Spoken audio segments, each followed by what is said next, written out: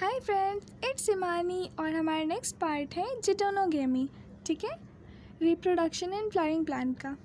तो जिटोनोगेमी, इसमें same plant पर प्रेजेंट एक फ्लावर के एंथर से पॉलन का ट्रांसफ़र दूसरे फ्लावर के स्टिग्मा पर होता है। देखो ऑटोगेमी में क्या था, सेम फ्लावर का एंथर है, सेम फ्लावर का स्टिग्मा है। पर जिटोनोगेमी में क्या हो रहा है कि एक फ्लावर का एंथर और दूसरे फ्लावर का स्टिग्मा, मतलब प्लांट सेम है, उसी प्लांट पर एक फ्लावर का एंथर और दूसरे फ्लावर का स्टिग्मा, उन दोनों के बीच पॉलिनेशन होगा।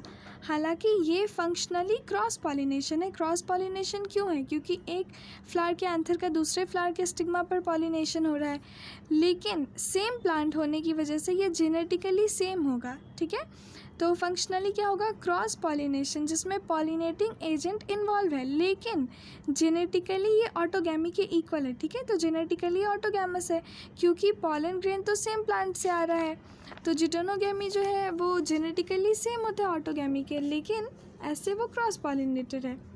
अब बात करेंगे जिनोगैमी की। जिनोगैमी में क्या है, एक प्लांट के फ्लावर के एंथर से पॉलन ग्रेन का ट्रांसफ़र दूसरे प्लांट के फ्लावर के स्टिग्मा पर होगा। मतलब जिनोगेमी में क्या है, प्लांट ही अलग हो गया, इस प्लांट का एंथर दूसरे प्लांट के फ्लावर की स्टिग्मा।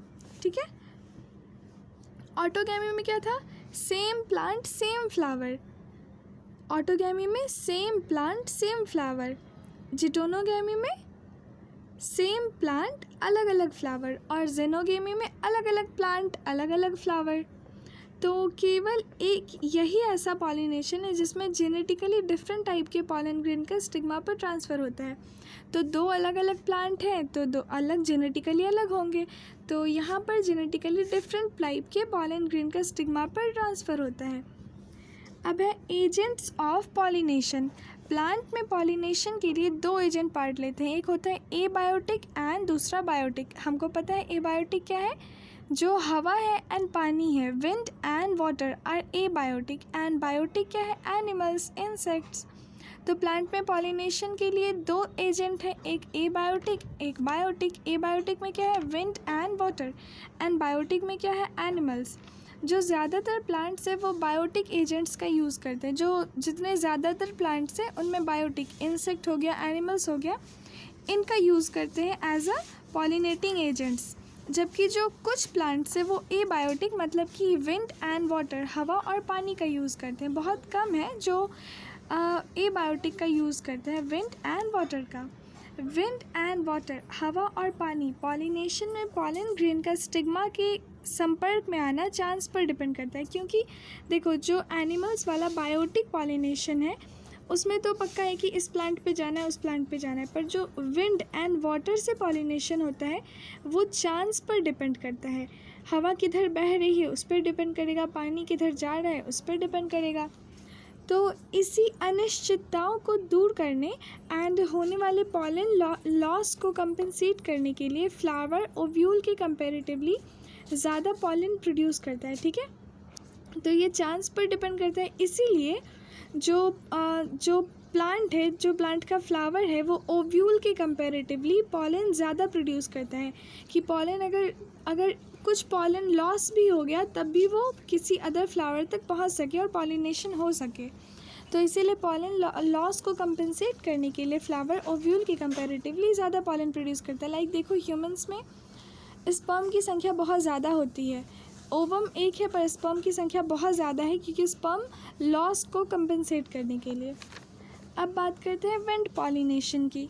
विंड पॉलिनेशन मतलब कि हवा के द्वारा पॉलिनेशन, एयर के द्वारा। एबायोटिक पॉलिनेशन में विंड के थ्रू पॉलिनेशन सबसे ज़्यादा कॉमन है। ठीक है, एबायोटिक में एक वाटर है एक विंड है।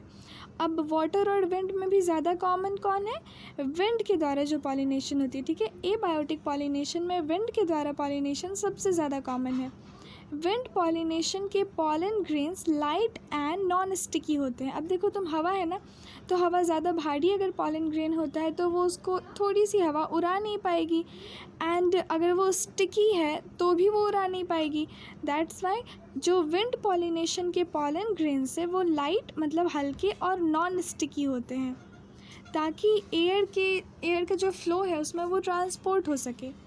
प्लांट में वेल एक्सपोज्ड स्टैमेंस होने चाहिए। अब जो प्लांट है जो विंड पॉलिनेशन को एक्सेप्ट करता है वो उसमें वेल एक्सपोज्ड स्टैमेंस होने चाहिए ताकि जब हवा चले तो पॉलन ग्रेन एयर के साथ आसानी से डिस्पर्स हो सके। प्लांट में लार्ज फिदरी स्टिग्मा होना चाहिए। जो स्टिग्मा होगा वैसे प्लांट का वो भी काफ़ी लार्ज होगा, फिदरी होगा, ताकि एयर से पॉलन ग्रेन को आसानी से वो कैच कर सके, पकड़ सके।